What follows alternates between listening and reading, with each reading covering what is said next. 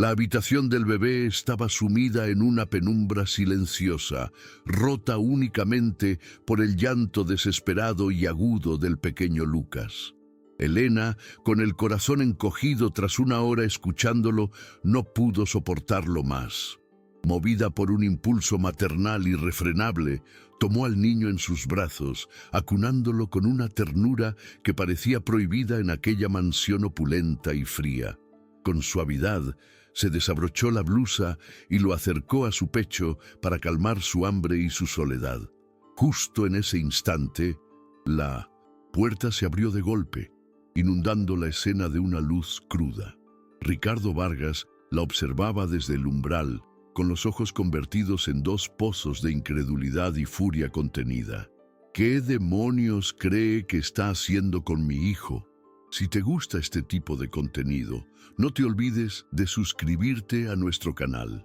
Publicamos videos todos los días y dale like al video si te gusta esta historia y déjanos en los comentarios contándonos de dónde eres y a qué hora nos escuchas. Elena se quedó paralizada, con el bebé todavía en sus brazos, sintiendo el calor de la vergüenza subirle por el cuello.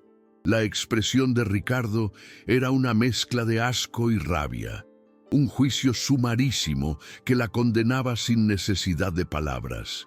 Ella intentó articular una explicación, pero solo logró balbucear. «Señor, él no paraba de llorar desde hace mucho. Tenía hambre y estaba solo. Nadie venía a atenderlo. La lógica de su acto, tan pura y elemental para ella, se desvanecía ante la mirada helada de aquel hombre que veía una transgresión imperdonable en un acto de compasión.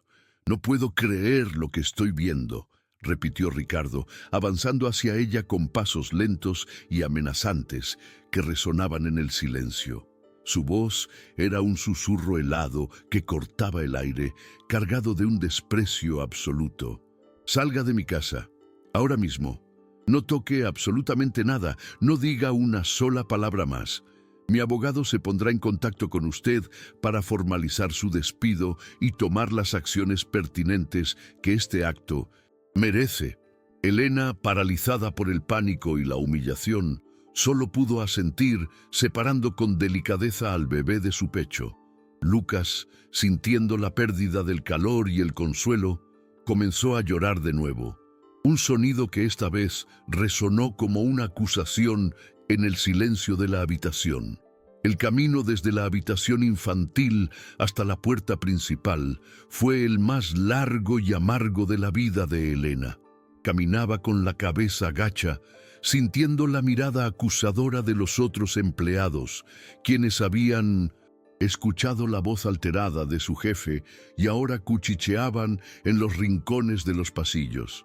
Nadie se atrevió a decirle nada, pero el juicio flotaba en el ambiente, denso y asfixiante como el humo.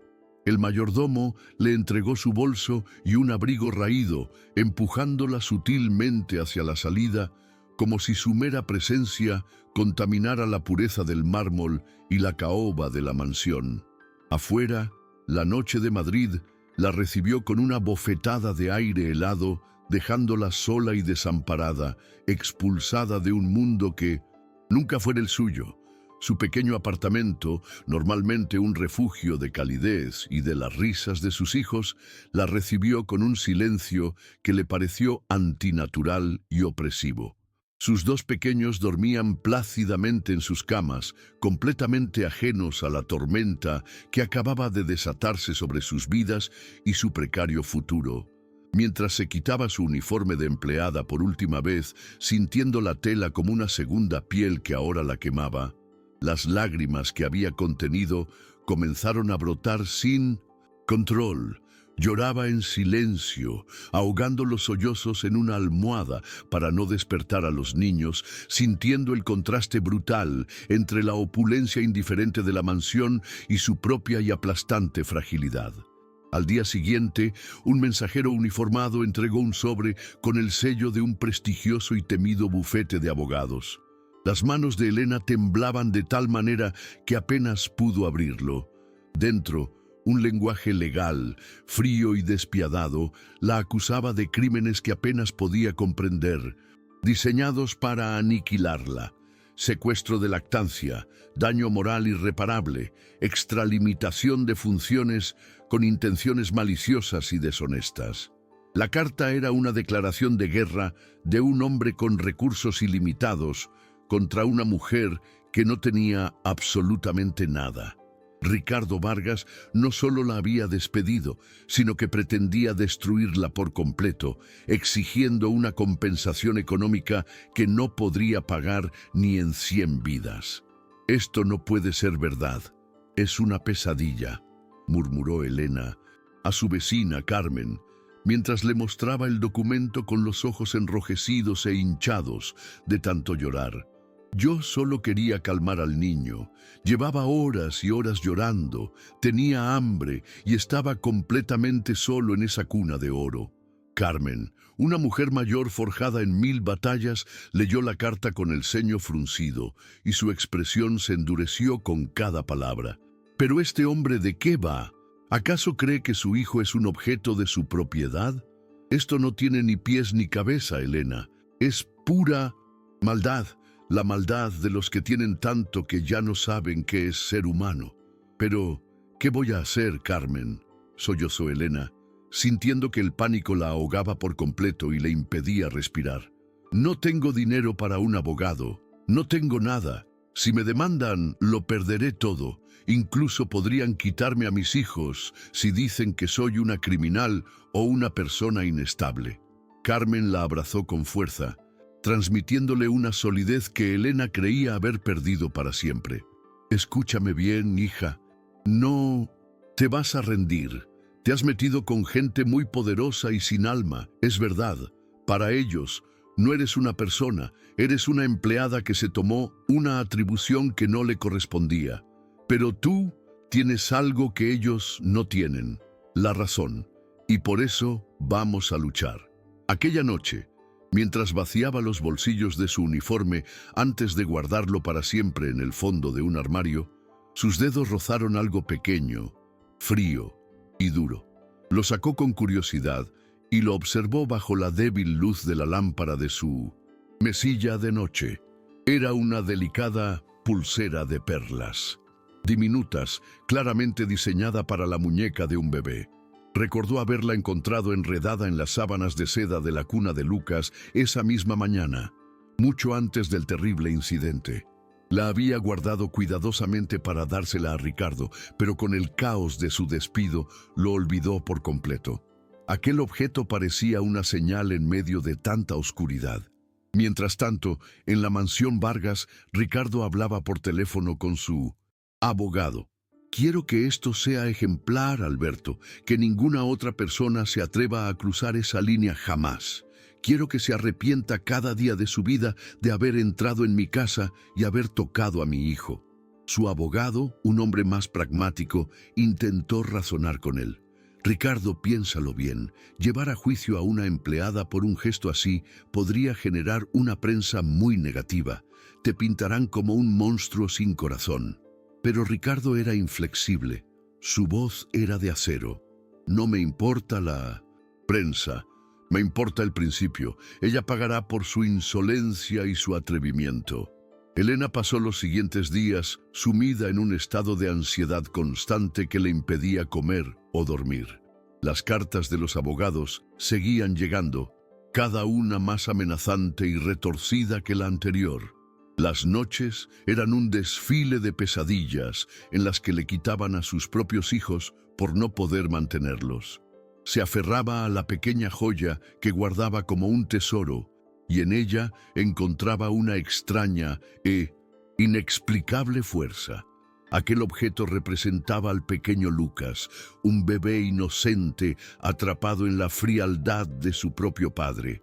La preocupación por el bienestar de ese niño superaba incluso el miedo atroz que sentía por su propio futuro. «No puedes dejarte vencer, Elena. No les des esa satisfacción», le dijo Carmen una tarde al encontrarla llorando en su apartamento.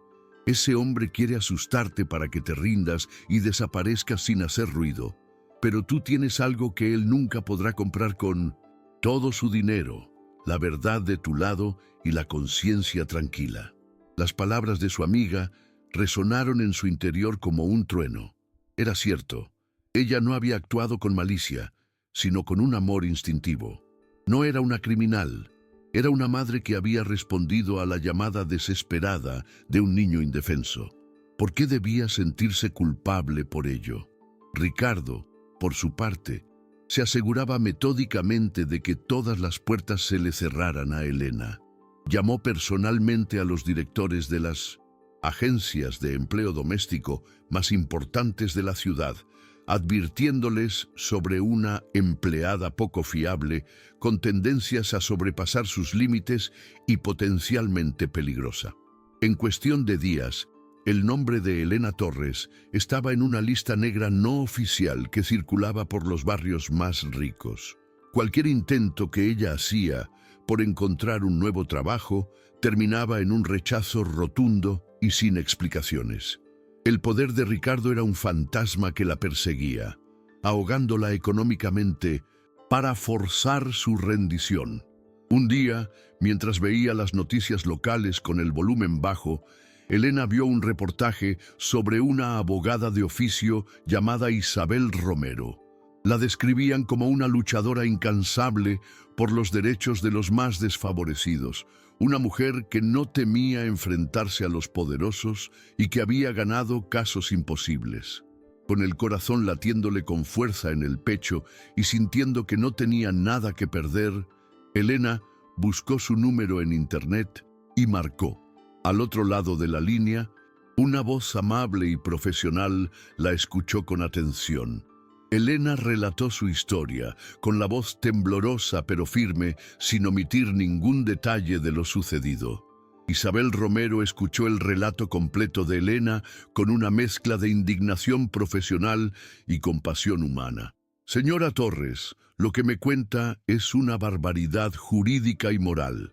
La crueldad de ese hombre parece no tener límites, pero no se preocupe, no es invencible. Por primera vez en semanas, Elena sintió una pequeña llama de esperanza encenderse en su pecho. ¿De verdad cree que podemos hacer algo?, preguntó con un hilo de voz, casi sin atreverse a creerlo. Isabel fue contundente. Su caso, aunque es muy difícil, no es imposible de ganar. La ley, en teoría, debe proteger siempre el interés superior del menor, y un bebé hambriento y desatendido es una prueba muy poderosa a nuestro favor. Mientras tanto, en la mansión Vargas, Clara, la tía de Ricardo, había tomado el control del cuidado del niño con mano de hierro. Era una mujer fría y calculadora, que siempre había despreciado a la difunta esposa de su sobrino por considerarla débil y sentimental. Ahora, con Elena fuera de escena, se aseguraba de que la nueva niñera siguiera sus estrictas instrucciones al pie de la letra. Al bebé se le alimenta a sus horas exactas, ni un minuto antes ni uno después, y nada de cogerlo en brazos si no es estrictamente necesario. No queremos que se malcríe y se vuelva un dependiente. Su método era más propio de un manual de instrucciones que de la crianza de un ser humano. Clara, ¿estás segura de que esto es lo correcto?, preguntó Ricardo una noche, al escuchar el llanto persistente y agudo de su hijo desde el otro extremo de la inmensa casa. El sonido lo inquietaba, le traía malos recuerdos que prefería no afrontar. Por supuesto que sí, querido. Los niños necesitan disciplina férrea desde el principio. Tu esposa era demasiado blanda y mira cómo acabó. Yo sé cómo criar a un verdadero Vargas. Fuerte, independiente y sin sentimentalismos inútiles que solo traen debilidad y desgracia. Ricardo, emocionalmente agotado y confiando ciegamente en la aparente seguridad de su tía, no cuestionó más y se encerró de nuevo en su despacho con sus fantasmas. Elena se reunió con Isabel en su pequeño apartamento para evitar miradas indiscretas en un despacho. Le entregó la notificación del juzgado y luego, con cuidado, sacó la pequeña joya de su bolso, contándole la historia de cómo la había encontrado. Isabel la examinó con gran interés. Esto es muy interesante, Elena. Podría no significar nada en absoluto, o podría ser una pieza clave en todo este asunto. Por ahora, debemos centrarnos en demostrar que tus acciones fueron motivadas únicamente por el bienestar del niño y que su salud estaba en riesgo por la negligencia que sufría. La abogada trazaba un plan mientras Elena sentía que por fin alguien luchaba a su lado. Ricardo recibió una llamada de su abogado, quien sonaba inusualmente preocupado. Ricardo, nos ha llegado una notificación oficial. Elena Torres ha contratado a una abogada y va a luchar. No es una cualquiera, es Isabel Romero. Una sonrisa cínica y arrogante se dibujó en el rostro de Ricardo al escuchar el nombre. Mejor, así la humillación será pública y servirá de mayor ejemplo para todos. Que lo intente con todas sus fuerzas. Veremos quién tiene más poder para convencer a un juez. Prepara a nuestro mejor equipo de litigantes. No quiero dejar ni una sola fisura en nuestro caso, quiero destruirla. Su sed de venganza era total. La noticia de la demanda comenzó a filtrarse en los círculos de élite de la ciudad, pero la historia que se contaba estaba completamente torcida. La versión de Ricardo, cuidadosamente elaborada por su equipo de relaciones públicas, pintaba a Elena como una oportunista que buscaba fama y dinero. Isabel le advirtió con seriedad en su siguiente llamada. Van a intentar pintarte como una loca, una mentirosa, una cazafortunas. No leas los periódicos, no escuches los rumores. Concéntrate en la verdad, porque es nuestra única y más poderosa arma en este combate tan desigual.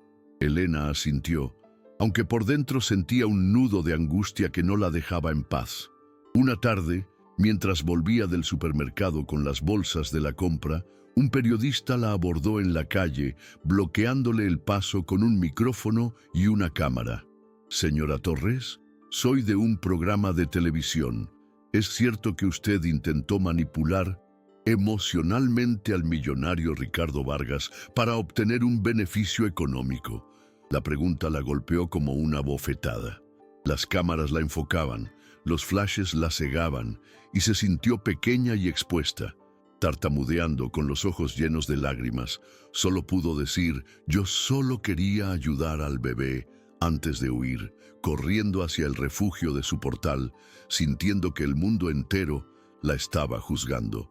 Ricardo vio las imágenes de la periodista acosando a Elena en la televisión esa misma noche y sintió una oleada de fría satisfacción recorrer su cuerpo. ¿Lo ves, Alberto? La gente no es tonta. Saben distinguir perfectamente a una aprovechada cuando la ven, le dijo a su abogado por teléfono, quien no parecía tan convencido. Mientras tanto, Elena, completamente sacudida por el encuentro, llamó a Isabel, con la voz rota por el llanto. No puedo hacer esto. Me están destrozando viva. Pero la abogada fue firme. Su voz era un ancla en la tormenta. Elena, esto es exactamente lo que quieren, que te rompas. No les des ese gusto. Aguanta, Elena. La primera regla en una guerra así es no mostrarles que te están hiriendo. Tu fortaleza es su mayor irritación, le aconsejó Isabel a través del teléfono. Su voz era un bálsamo de calma en medio del caos. Elena, acurrucada en su sofá, se secó las lágrimas con rabia. Pero es que lo consiguen, Isabel. Me hacen sentir sucia, como si hubiera hecho algo terrible. Cada vez que salgo a la calle, siento que todo el mundo me juzga. La abogada suspiró. Lo sé. Es la táctica más vieja del mundo, destruir la reputación del débil para que nadie escuche su verdad. Ahora respira hondo. Mañana tenemos que empezar a construir nuestro contraataque. Isabel se puso en marcha con los primeros rayos de sol. Su objetivo era encontrar a la niñera que trabajaba en la mansión Vargas antes que Elena. Pasó horas llamando a agencias de personal de lujo, pero el apellido Vargas era un muro de silencio. Lo siento, no podemos dar esa información. Por políticas de confidencialidad, Era la respuesta educada pero firme que recibía una y otra vez. Isabel sabía que no era confidencialidad, era miedo. Miedo al poder de un hombre que podía destruir carreras con una sola llamada, por lo que decidió cambiar de táctica y buscar en foros de internet y grupos de redes sociales. Mientras tanto, Elena intentaba mantener una apariencia de normalidad por sus hijos. Los llevaba al parque, les leía cuentos, les preparaba su comida favorita. Pero por dentro, la procesión de angustia no se detenía. Cada vez que el teléfono sonaba, su corazón daba un vuelco, esperando que fueran más malas noticias. Por la noche, cuando los niños dormían, se sentaba en la cocina con una taza de tila y repasaba sus finanzas. Los ahorros se agotaban a una velocidad alarmante. ¿Qué pasaría si no podía pagar el alquiler el mes que viene? El miedo era un compañero constante en la penumbra de su hogar. Ricardo, ajeno a estas preocupaciones, se reunió con Clara en la mansión Vargas. La prensa está haciendo su trabajo. En una semana la opinión pública estará completamente de nuestro lado, le aseguró ella mientras podaba unas rosas. Pero no es suficiente. Quiero que sufra las consecuencias legales. Quiero que un juez la declare culpable. Clara sonrió con frialdad. Paciencia, sobrino. La justicia de los ricos es lenta, pero siempre llega. Lo importante es que mantengas la imagen de padre viudo y dolido que está protegiendo a su hijo de una extraña. La gente adora esa narrativa, es irresistible. Su cinismo no conocía límites. Tras días de búsqueda infructuosa en Internet, Isabel recibió un mensaje privado. Creo que sé de quién hablas, pero ella tiene mucho miedo, no quiere problemas. Era la primera grieta en el muro de silencio. Con mucha paciencia, la abogada logró generar confianza y obtener un nombre: Sofía. La despidieron porque se atrevió a sugerir que el niño no estaba bien, que necesitaba más atención, quizás incluso ver a un especialista, le contó Isabel a Elena. Ricardo Vargas la amenazó con arruinarle la vida si hablaba, y ella simplemente desapareció del mapa. La historia de Sofía era un eco aterrador de la suya. Tenemos que encontrarla, Isabel. Ella es la prueba de que no estoy loca, de que ese bebé estaba sufriendo de verdad, suplicó Elena, con una mezcla de desesperación y esperanza. La abogada asintió, con la mandíbula apretada por la determinación. Lo sé, y lo haré, pero va a ser muy difícil y muy arriesgado para ella. Necesito que me prometas que pase lo que pase, te mantendrás fuerte. Mientras tanto, en la mansión, Clara entró en la habitación de Lucas sin llamar, encontrando a la nueva niñera meciendo al bebé. ¿Es que no entiende las órdenes o es simplemente estúpida? Deje a ese niño en la cuna ahora mismo, espetó con frialdad. Ricardo recibió la primera notificación para una vista preliminar. Su abogado le explicó el procedimiento. Será una simple mediación, un intento de llegar a un acuerdo para evitar el juicio. Obviamente no aceptaremos nada, pero es un trámite obligatorio. Ricardo arrugó el papel con furia. ¿Acuerdo? ¿Creen que voy a negociar con esa mujer? Quiero aplastarla en un tribunal. Quiero que todo el mundo vea quién es. Su abogado suspiró. Y lo haremos, Ricardo. Pero debemos seguir los pasos. Iremos a esa reunión, dejaremos clara nuestra postura y seguiremos adelante con la demanda principal por la vía judicial. Hay que mantener las apariencias. El Bilsepikin. Día de la vista preliminar. Elena se sintió como si caminara hacia el patíbulo. Isabel la había preparado. No hables a menos que yo te lo indique. No reacciones a sus provocaciones. Mantén la cabeza alta. Pero al entrar en la sala de espera del juzgado y ver a Ricardo y a Clara sentados en el otro extremo, con sus trajes caros y sus miradas de desprecio, sintió que todo el aire se le escapaba de los pulmones. Eran como dos depredadores esperando a su presa, y ella se sentía terriblemente pequeña e indefensa. ¿Cómo podría alguna vez enfrentarse a ellos y ganar? El miedo era paralizante. La mediación fue una farsa. tal como Isabel había predicho. El abogado de Ricardo expuso sus generosas condiciones. Elena debía firmar una declaración pública admitiendo su culpa, renunciar a cualquier futura reclamación y pagar una suma simbólica por los daños morales causados. A cambio, retirarían la demanda millonaria. Isabel se rió en su cara. Supongo que esto es una broma de mal gusto. Mi cliente no solo no va a firmar nada, sino que estamos considerando una contrademanda por despido improcedente y acoso.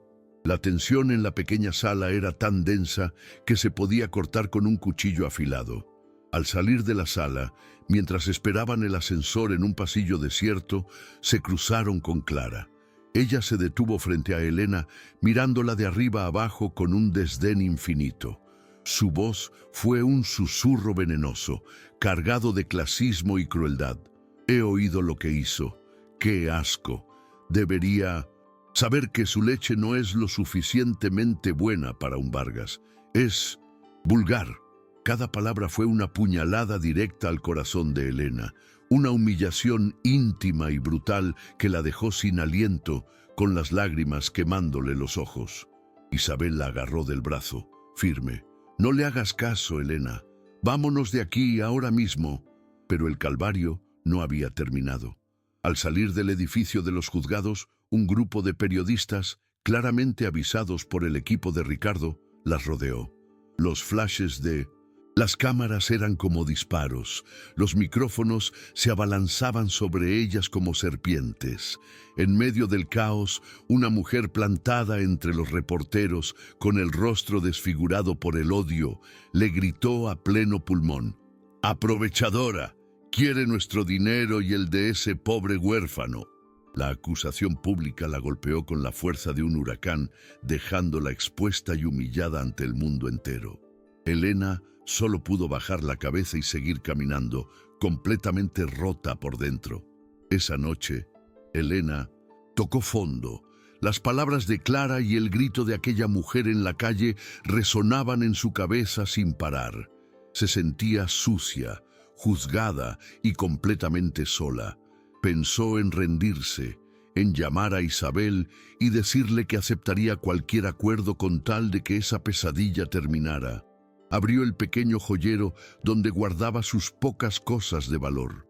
Sus dedos tropezaron con la delicada pulsera de perlas que había encontrado en la cuna de Lucas. Al sostenerla entre sus dedos, recordó la carita del bebé, su llanto desesperado, y supo que no podía abandonarlo.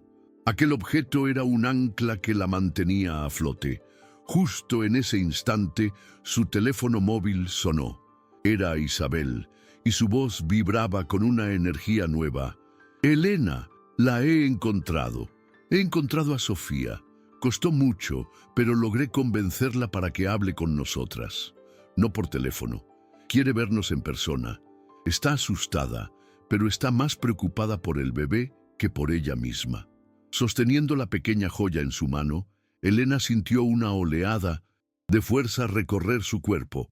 La rendición ya no era una opción. «Dime dónde y cuándo. Estaré allí, por Lucas», respondió con una determinación que no sabía que poseía. La lucha había vuelto a empezar. Isabel organizó el encuentro en el único lugar seguro que conocían, el apartamento de Elena. Sofía era una mujer joven, con los ojos llenos de un miedo que parecía haberse instalado permanentemente en su rostro.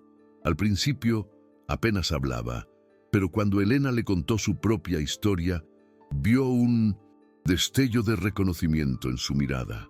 «Ese niño no estaba bien», susurró Sofía finalmente, con la voz temblorosa. No era solo hambre, era una tristeza profunda. Se pasaba horas y horas solo en esa cuna, sin que nadie lo tocara, sin que nadie le hablara o lo cogiera en brazos. Pero esto era solo el principio de lo que sabía. Para romper el hielo que quedaba, Elena compartió un detalle íntimo.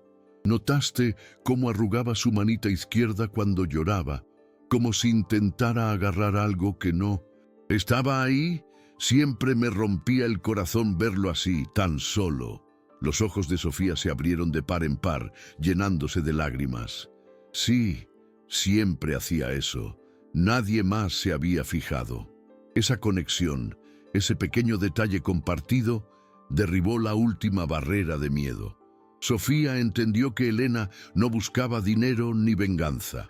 Ambas compartían la misma preocupación genuina por el bienestar de un bebé indefenso, atrapado en una jaula de oro y soledad. Yo intenté decírselo al señor Vargas, y sobre todo, a su tía, continuó Sofía, ganando algo de confianza. Le dije que el bebé estaba perdiendo peso, que no reaccionaba a los estímulos. La señora Clara me dijo que estaba malcriándolo, que los Vargas no eran débiles. Un día lo llevé al pediatra por mi cuenta porque tenía un poco de fiebre. El doctor se preocupó mucho por su bajo peso y me dio unas pautas muy estrictas de alimentación y seguimiento. Esta era la primera pista sólida que tenían, una prueba tangible. ¿Qué decían exactamente esos informes médicos que ahora existían? Su testimonio era oro. ¿Y qué pasó después?, preguntó Isabel, tomando notas a toda velocidad en su cuaderno. Sofía se encogió de hombros, con la mirada perdida en el recuerdo. Cuando la señora Clara se enteró de que lo había llevado al médico sin su permiso, me despidió en el acto, me acusó de insubordinación y me amenazó. Dijo que si contaba algo, el señor Vargas se encargaría de que nunca más volviera a trabajar con niños en mi vida. Y le creí. Cogí mis cosas y me fui sin mirar atrás. Hasta ahora, sus palabras pintaban un cuadro desolador de negligencia y frialdad extrema. Sofía, ¿recordarías el nombre del pediatra o la clínica a la que lo llevaste?, preguntó Isabel, su mente de abogada ya trabajando en el siguiente paso. Tu testimonio es increíblemente valioso, pero si podemos respaldarlo con un informe médico oficial, sería demoledor para ellos. Sofía asintió lentamente, rebuscando en su memoria. Sí, creo que sí. Era la clínica del doctor Guillén, un hombre mayor, muy amable. Él fue quien me alertó de que algo no iba bien con el desarrollo del pequeño. Isabel sonrió por primera vez en toda la conversación. Gracias, Sofía. Has sido increíblemente valiente al hablar con nosotras hoy. Armada con esa nueva información, Isabel presentó una moción urgente al juez, solicitando acceso a los registros médicos completos del pequeño Lucas desde su nacimiento.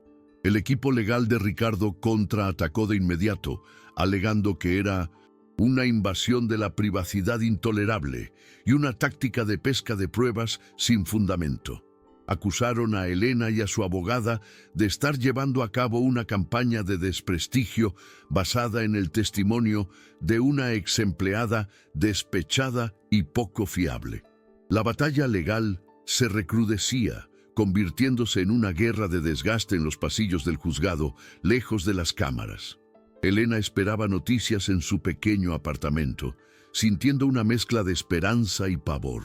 Cada día que pasaba era una tortura. El testimonio de Sofía había validado todo lo que ella había sentido, pero ¿sería suficiente para convencer a un juez? ¿Creerían a dos empleadas despedidas por encima de un millonario influyente y poderoso?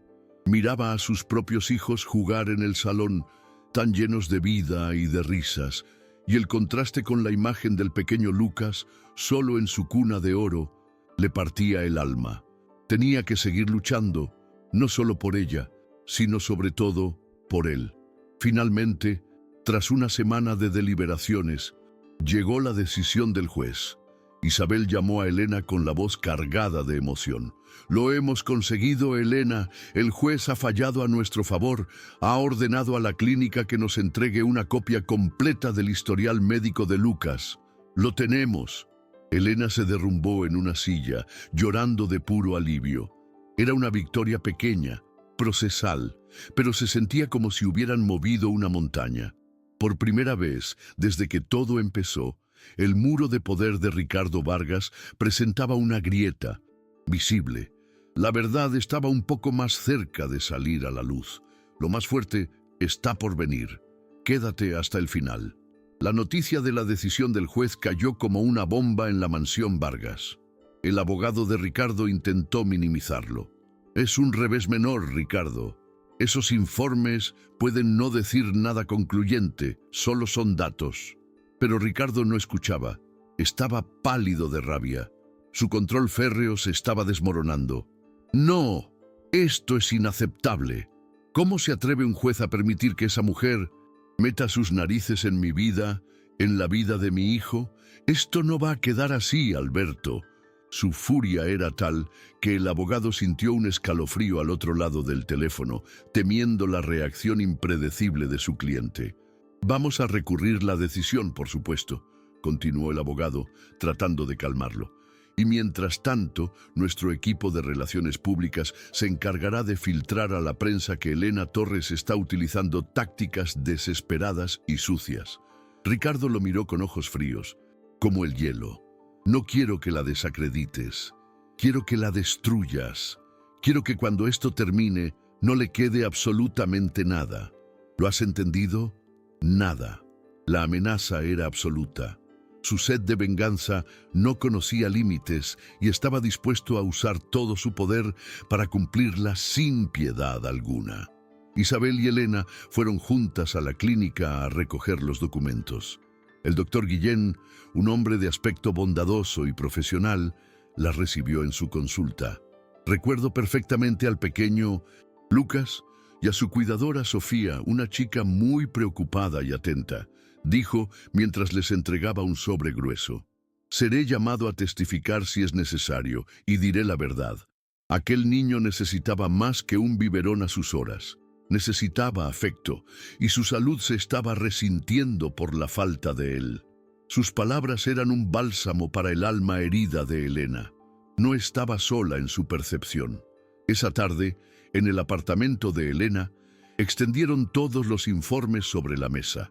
El panorama era claro e irrefutable. Desde el despido de la niñera anterior a Sofía, la curva de peso de Lucas había entrado en una caída alarmante. Las anotaciones del doctor Guillén eran precisas. El paciente muestra signos de apatía, llanto persistente y un retraso en el crecimiento preocupante.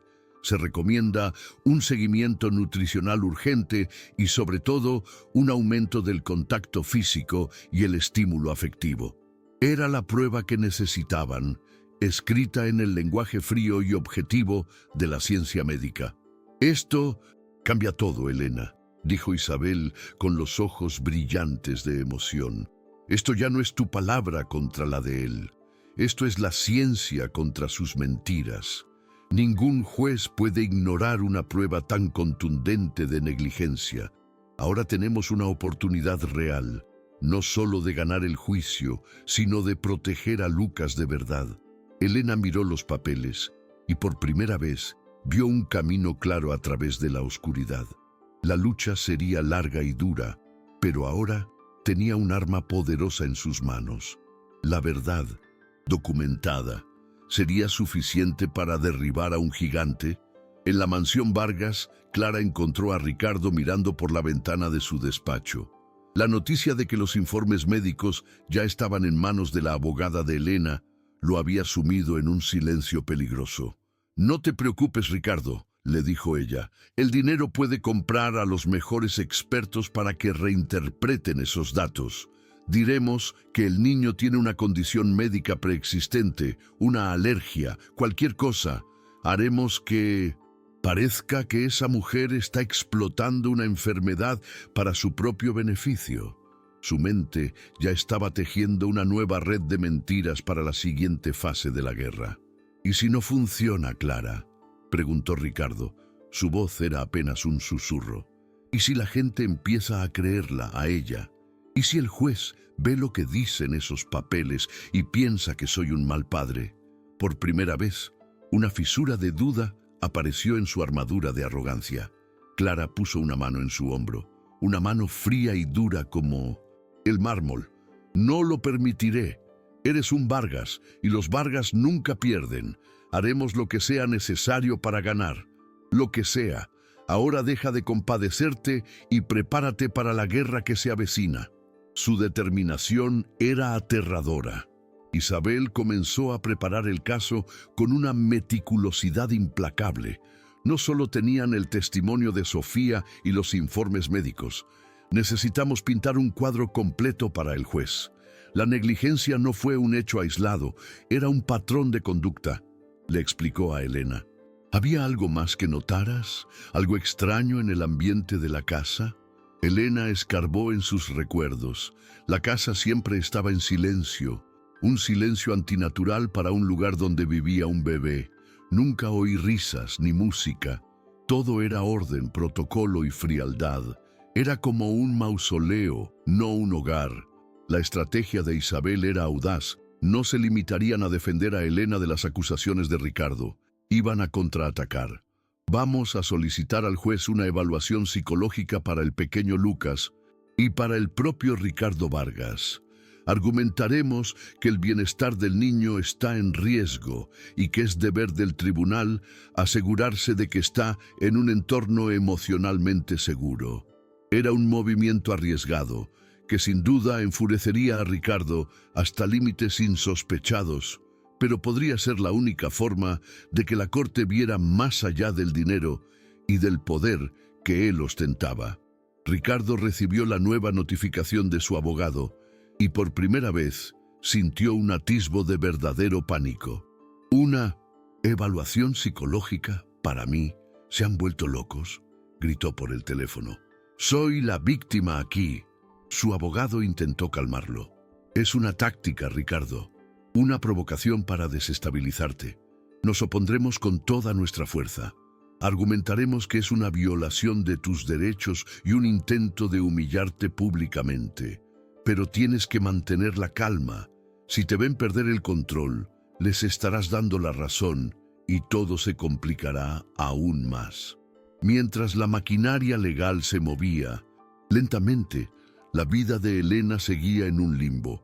No tenía trabajo y el estigma de la demanda la seguía a todas partes. Un día, en el supermercado del barrio, una vecina a la que conocía de vista se le acercó. «He visto tu cara en la tele. No creas todo lo que dicen de ti. Muchas de nosotras sabemos lo que es trabajar para gente así. Eres muy valiente por enfrentarte a él». Esas simples palabras de apoyo de una extraña le dieron más fuerza que cualquier argumento legal. No estaba tan sola como creía. Isabel recibió una pista anónima a través de un correo electrónico. El mensaje era corto y directo. «Busquen los diarios de la señora Vargas, la difunta esposa de Ricardo. Ella lo escribió todo». No había firma, ni forma de rastrear al remitente. Podía ser una trampa, una pista falsa para hacerles perder el tiempo y el dinero, pero también podía ser la pieza que faltaba en el rompecabezas. ¿Cómo podrían conseguir los diarios personales de una mujer fallecida que estaban con toda seguridad guardados bajo llave en la mansión?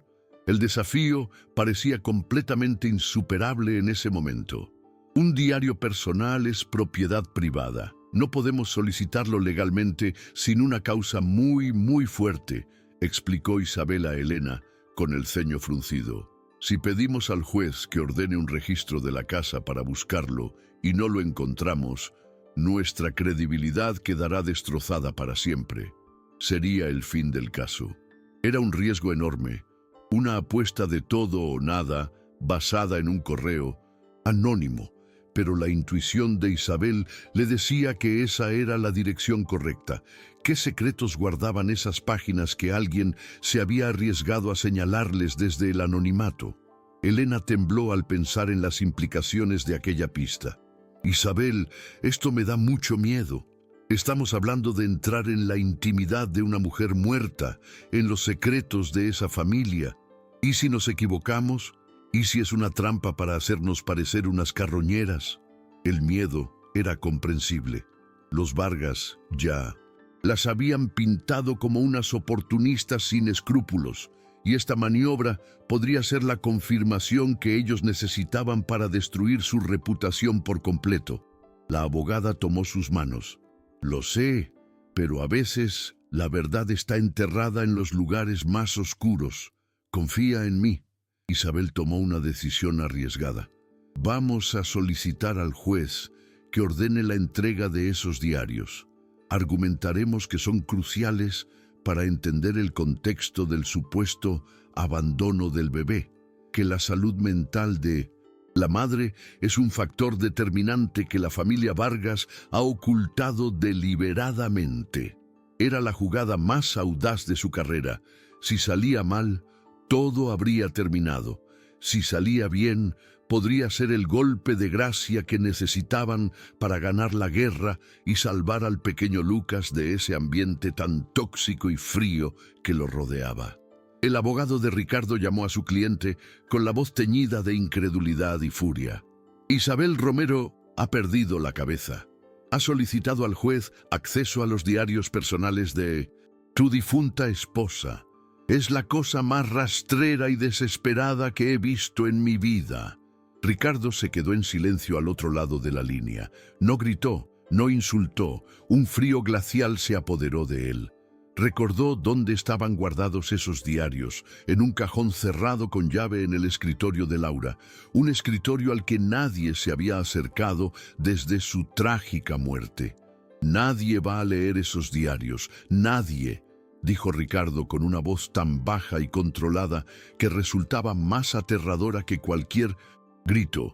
Haz lo que tengas que hacer, Alberto. Usa todo nuestro poder, todas nuestras influencias. Impide que eso suceda. Esos diarios no pueden salir de esta casa. Nunca. Colgó el teléfono. La guerra ya no era por dinero o por principios. Se había convertido en una lucha desesperada por enterrar un secreto que amenazaba con destruir los cimientos de su mundo y la imagen que había construido de sí mismo. Mientras tanto, Clara, sintiendo el pánico de su sobrino, decidió tomar cartas en el asunto. Una noche, mientras Ricardo estaba fuera, entró en el despacho de la difunta Laura. Usando una copia de la llave que guardaba desde hacía años, abrió el cajón del escritorio. Allí estaban, varios cuadernos de tapa dura. Sin dudarlo un segundo, los cogió y los llevó al salón, donde ardía un fuego en la chimenea. A veces, para proteger el futuro, hay que quemar el pasado, susurró mientras las llamas consumían las páginas una a una. Esas palabras ya no podrían hacerle daño a nadie. Al día siguiente, el abogado de Ricardo informó al juez que lamentablemente no existían tales diarios. Mi cliente ha buscado exhaustivamente y no ha encontrado nada. Es probable que fueran destruidos por la propia señora Vargas antes de su fallecimiento. Isabel y Elena recibieron la noticia como un jarro de agua fría. Su gran apuesta había fallado. El muro de los Vargas parecía una vez más inexpugnable. Pero Isabel notó algo en el tono de la notificación oficial. No se sentía como una victoria, sino como un acto de ocultación desesperado. No te rindas ahora, Elena, le dijo Isabel, aunque su propia voz carecía de la convicción habitual. Puede que hayan destruido las pruebas físicas, pero no pueden destruir la verdad. El hecho de que hayan llegado tan lejos para ocultar algo nos dice que tenemos razón. Ahora tenemos que encontrar otra forma de demostrarlo. Pero, ¿qué otra forma había? Se sentían en un callejón sin salida, con el juicio final acercándose rápidamente y sin su prueba. Estrella. La oscuridad parecía cernirse de nuevo sobre ellas, más densa y amenazante que nunca. Esa misma semana, el cartero trajo un paquete al apartamento de Elena. No tenía remitente. Dentro no había una nota, solo una caja de cartón vieja y mal cerrada. Con el corazón en un puño, la abrió. Eran los diarios. No todos, pero sí 2 de ellos. Una nota anónima, escrita con letras recortadas de periódico, decía: Clara no lo quemó todo. Esto es lo que pude salvar. Que se haga justicia por Laura. Alguien dentro de la mansión, un testigo silencioso, se había arriesgado por ellas. La guerra no estaba perdida. La verdad, aunque chamuscada, había encontrado la forma de salir a la luz. El Tribunal de Familia de Madrid estaba helado. A pesar del calor de la gente que se agolpaba en los bancos de madera, el aire estaba cargado de una tensión casi palpable, una mezcla de morbo, poder y desesperación. Ricardo Vargas, flanqueado por un equipo de 4 abogados, con trajes impecables, parecía el dueño de la sala. Su expresión era una máscara de confianza y desdén. En el otro lado, Elena e Isabel parecían una pequeña barca de papel a punto de ser engullida por un transatlántico. Elena sentía las miradas de todos clavadas en ella, juzgándola, condenándola antes incluso de que la jueza pronunciara una sola palabra. El abogado principal de Ricardo, un hombre de voz resonante y gestos teatrales, se puso en pie y comenzó su alegato final. Señoría, lo que tenemos aquí no es un acto de compasión, sino una intrusión calculada. La señora Torres, aprovechando la vulnerabilidad de un hombre en duelo y de su hijo huérfano, intentó crear un vínculo antinatural y peligroso. Su historial, sus motivaciones, todo apunta a un desequilibrio que la convierte en una amenaza para el menor. Cada palabra era un martillazo, construyendo una imagen de Elena como una mujer inestable y manipuladora. Presentó informes de psicólogos pagados que, sin haberla visto nunca, diagnosticaban en ella un complejo mesiánico. La jueza, una mujer de mediana edad con una expresión severa, escuchaba con atención, sin mostrar ninguna emoción. Pero Elena sintió que la balanza se inclinaba peligrosamente en su contra. Las pruebas de Ricardo eran abrumadoras. Su narrativa era simple y poderosa. Un padre rico protegiendo a su hijo de una extraña peligrosa. La defensa de Isabel, basada en informes médicos, y el testimonio de una niñera despedida, parecía débil en comparación. Clara Vargas, sentada en 1900, primera fila, sonreía con una suficiencia cruel, saboreando una victoria que parecía inminente. Elena bajó la mirada, sintiendo una oleada de desesperanza. Elena cerró los ojos, sintiendo el frío del fracaso. Se inclinó hacia Isabel y susurró con la voz quebrada. Se acabó, ¿verdad? No podemos ganar contra esto. Tienen demasiado dinero, demasiado poder. Isabel la miró con una intensidad feroz, sus ojos brillando con una luz que Elena no comprendía. Todavía no, Elena. No mientras respiremos. La verdad tiene su propio poder y está a punto de entrar en esta sala. Confía en mí, confía en Laura. Elena no entendía a qué se refería, pero la convicción en la voz de su abogada fue un ancla diminuta en su océano de desesperación. Levantó la vista justo a tiempo para ver a Isabel ponerse en pie. Señoría, si me permite, quisiera presentar una última prueba que ha llegado a nuestras manos de forma anónima, dijo Isabel. Su voz era un remanso de calma en medio de la tormenta. El abogado de Minosen. Ricardo se opuso al instante, pero la jueza, con un gesto de la mano, lo silenció. Proceda, letrada. Isabel se acercó a la mesa de pruebas y colocó sobre ella los 2 cuadernos chamuscados.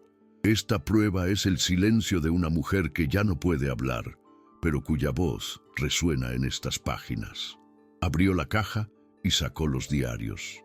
El rostro de Ricardo se descompuso. Clara Vargas se puso pálida como el mármol. Su sonrisa se congeló en una mueca de incredulidad y pánico. El abogado de Ricardo saltó de su asiento. «Protesto.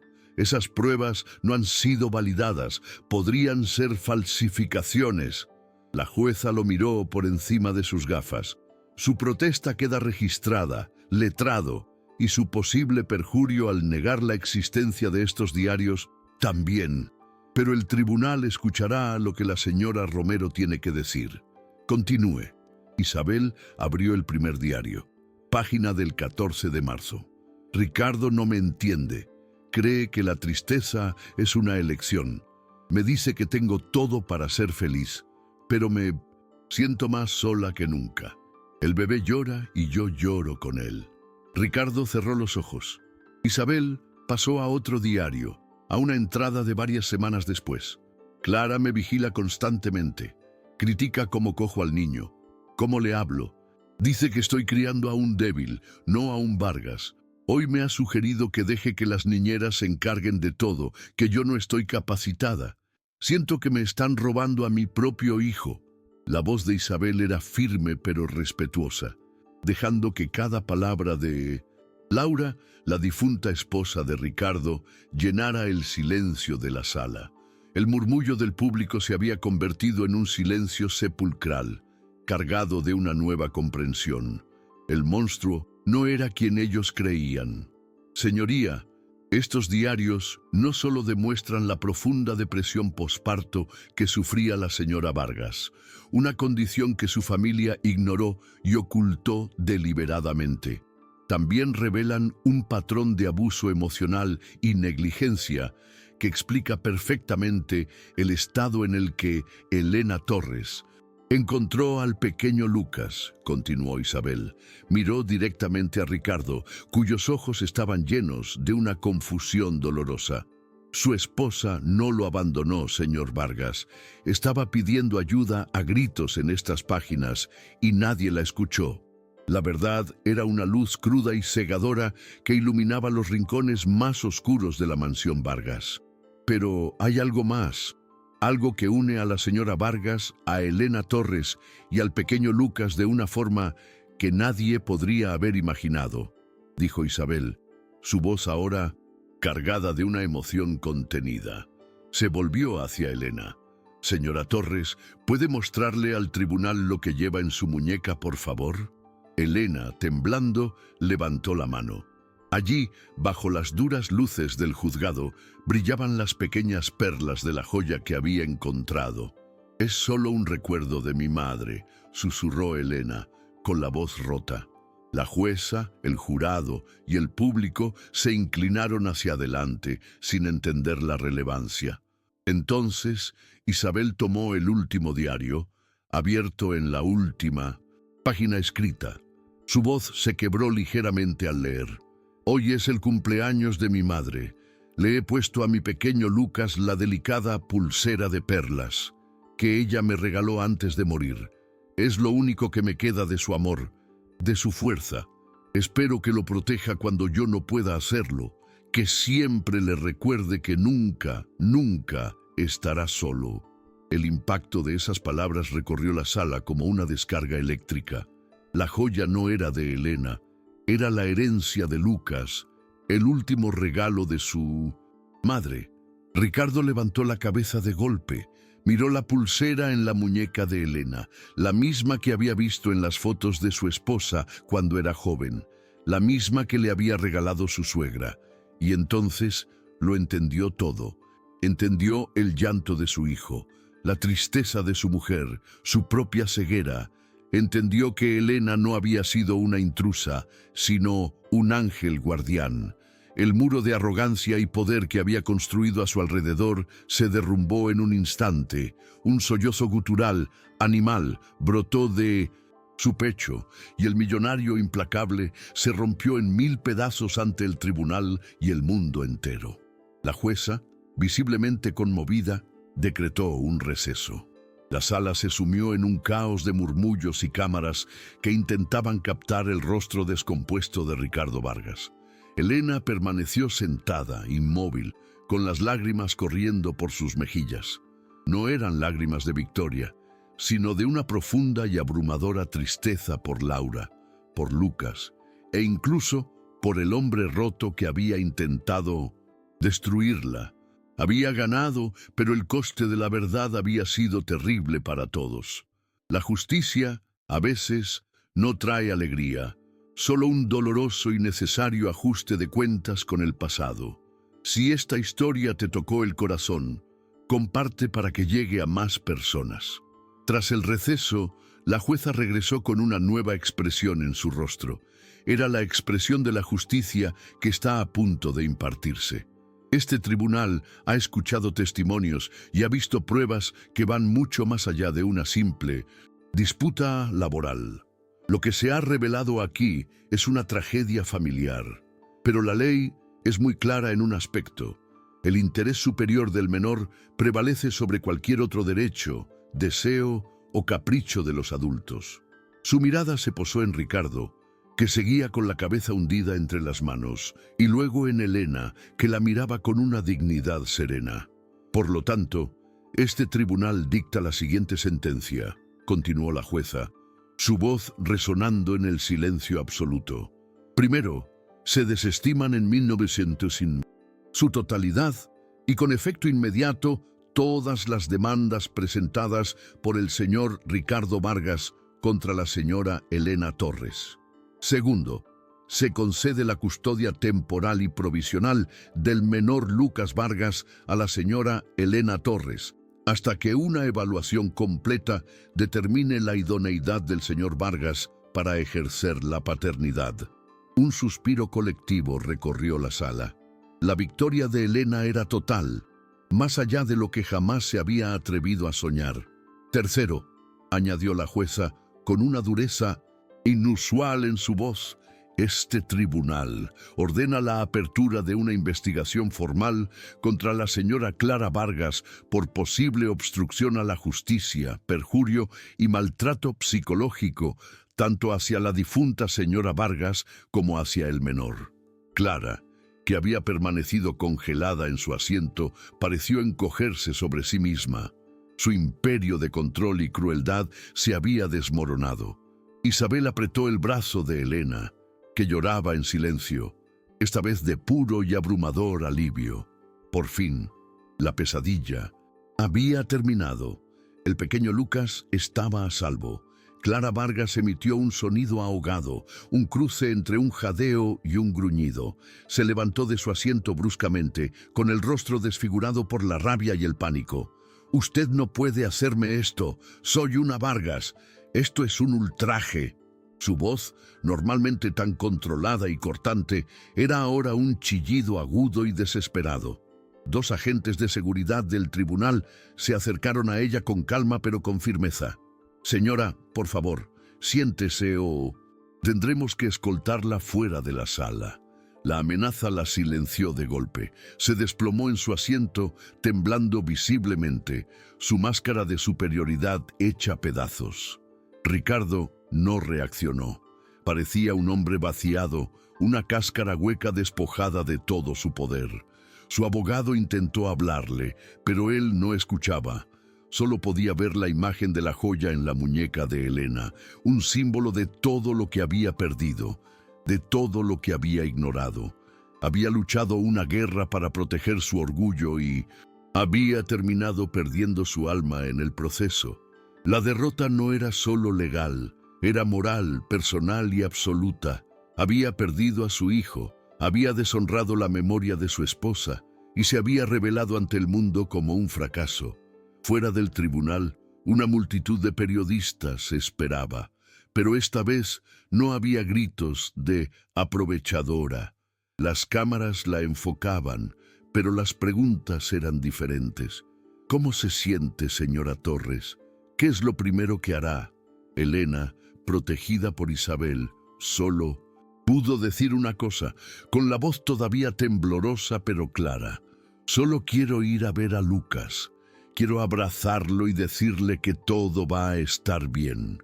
Esas simples palabras cargadas de una verdad inmensa eran el epílogo perfecto para una batalla que había conmovido a toda la ciudad y que cambiaría sus vidas para siempre. Mientras se alejaban del tumulto, Elena miró hacia atrás, al imponente edificio de piedra de los juzgados. Había entrado esa mañana como una acusada, una empleada humillada a punto de ser destruida. Y salía como la guardiana de un niño, como el símbolo inesperado de que la compasión puede ser más fuerte que el dinero y el poder. El camino que tenía por delante no sería fácil, pero ya no tenía miedo. Sostenía en su mano la prueba de que el amor de una madre, de cualquier madre, es la fuerza más poderosa del universo, capaz de cruzar cualquier barrera.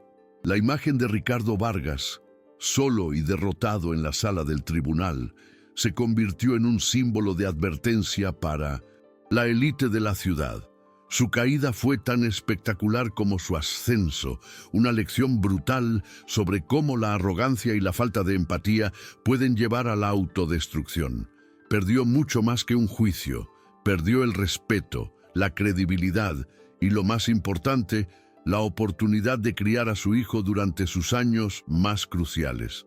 El dinero podía comprar los mejores abogados, pero no podía comprar una conciencia ni reescribir una verdad que había sido sellada con lágrimas. Isabel acompañó a Elena hasta la puerta de su apartamento. «Lo has conseguido, Elena. Has movido montañas». Elena la abrazó con una gratitud que las palabras no podían expresar. «No, Isabel, lo hemos conseguido juntas. Nunca podré pagarte lo que has hecho por mí y por Lucas». La abogada sonrió. «Ya lo has hecho. Ver la cara de Clara Vargas cuando saqué los diarios ha sido el mejor pago de mi carrera». Ambas rieron, una risa liberadora que borraba meses de angustia y miedo. La solidaridad entre ellas había sido el arma secreta que los Vargas nunca vieron venir. El día siguiente, los servicios sociales le entregaron al pequeño Lucas. Al verlo, tan pequeño y frágil en su portabebés, Elena sintió que su corazón se expandía. Lo tomó en brazos y el bebé, como si la reconociera, dejó de llorar y se acurrucó en su pecho buscando su calor. Sus pequeños dedos se aferraron a su blusa. «Hola, pequeño. Soy Elena. A partir de ahora todo va a ser diferente. Te lo prometo», le susurró mientras lo besaba en la frente. En ese abrazo se sellaba un nuevo comienzo. Una nueva familia forjada en la adversidad y unida por el vínculo más puro. Los meses que siguieron al juicio fueron un torbellino. Elena transformó su apartamento en un hogar para tres, y la risa del bebé Lucas llenaba cada rincón. Ricardo Vargas, por su parte, desapareció de la vida pública. Un día, Elena recibió una carta manuscrita. Eran palabras torpes y sinceras de Ricardo. «No existen disculpas para mi ceguera», escribía. «Le fallé a mi esposa, le fallé a mi hijo. Usted, una extraña, le dio el amor que yo fui incapaz de ver. No pido su perdón, solo la oportunidad de enmendar mi daño». Adjunto venía un folleto de un grupo de terapia para padres en duelo. Inspirada por su propia lucha y por el recuerdo de Laura, Elena sintió que no podía detenerse. Había muchas otras mujeres como ella, atrapadas en situaciones de injusticia y silenciadas por la falta de recursos. Con la ayuda de su ahora inseparable amiga, la abogada Isabel Romero, comenzó a esbozar los estatutos de una organización. Su objetivo era claro: ofrecer asesoramiento legal gratuito y apoyo a empleadas del hogar y madres solteras. Decidió llamarla Fundación Laura y Elena, un homenaje para devolverle la voz que le arrebataron y asegurar que su sufrimiento no fuera en vano. Poco después de anunciar su proyecto, la fundación recibió una donación anónima. La cantidad era tan grande que garantizaba su funcionamiento durante décadas. Un milagro inesperado. No hubo comunicado de prensa ni placa conmemorativa. Elena supo de inmediato quién estaba detrás del gesto. Ricardo había encontrado la manera de reparar el daño, no con palabras, sino con acciones. La inauguración fue un evento sencillo. Desde el otro lado de la calle, dentro de un coche discreto, Ricardo observaba. No se atrevió a acercarse, sabiendo que su redención no estaba en los aplausos, sino en el anonimato de su contribución. 5 años después, la Fundación Laura y Elena había atendido a más de 500 familias, logrando cambios legislativos históricos para la protección de las trabajadoras del hogar. Lucas era un niño feliz y brillante de 5 años, que dibujaba con una sonrisa a sus 2 familias, la de su papá Ricardo y la de su mamá Elena con sus 2 hermanos mayores. El pequeño apartamento de la periferia seguía siendo su hogar principal, un ancla de amor y normalidad. La opulenta mansión de Madrid, por otro lado, se había vendido. Sus pasillos silenciosos ya no guardaban secretos ni dolores. solo el eco de un pasado superado. Una noche, mientras Elena arropaba a Lucas en la cama, el niño la miró con sus ojos grandes. «¿Mamá, Elena?», susurró. «¿Mi mamá del cielo también me quería mucho?».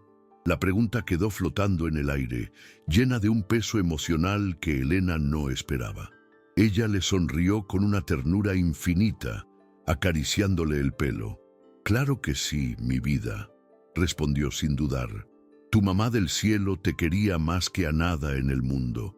Te quería tanto que se aseguró de que siempre tuvieras a alguien que te cuidara y te quisiera con todo su corazón, incluso cuando ella ya no podía estar aquí». Lucas escuchó atentamente las palabras de Elena y una pequeña sonrisa se dibujó en su rostro. Se acurrucó bajo las sábanas, visiblemente satisfecho y en paz con la respuesta. En pocos minutos se durmió profundamente, con una tranquilidad que era el mayor legado de dos mujeres valientes. La historia de Elena y Lucas se convirtió en un recordatorio poderoso para todos. Demostró que la verdadera familia no siempre es la de sangre, sino aquella que se elige y se construye con los lazos inquebrantables del afecto, la protección incondicional y el sacrificio. Al final, el viaje de todos ellos dejó una lección imborrable. La batalla que comenzó con un llanto desesperado en una cuna de oro terminó en un legado de esperanza para incontables personas. Las vidas entrelazadas de Elena, Ricardo y Lucas demostraron que la redención es posible, que las segundas oportunidades realmente existen y que la justicia puede encontrarse en los lugares más inesperados. Su historia es un testimonio de que el coraje de una sola persona, armada únicamente con la verdad y la compasión, puede cambiar el destino de muchas otras, recordándonos que el amor más puro no conoce barreras ni clases sociales, solo corazones que se conectan.